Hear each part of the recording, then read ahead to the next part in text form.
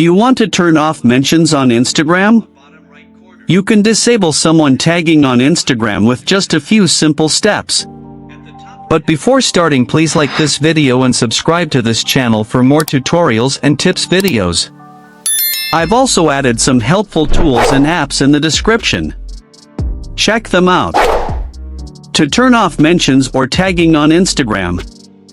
First, open the Instagram app on your mobile device.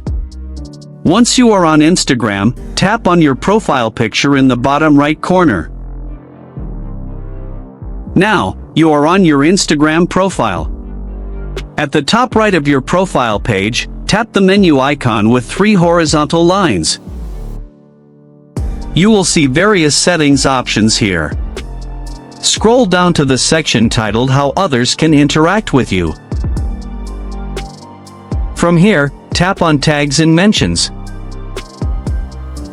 You will see different options for tagging and mentioning. Under the Who Can Tag You section, you will find 3 options. Select Don't Allow Tags. Next, scroll down to the Who Can Mention You section and choose Don't Allow Mentions. Now, no one will be able to mention you in their posts or videos.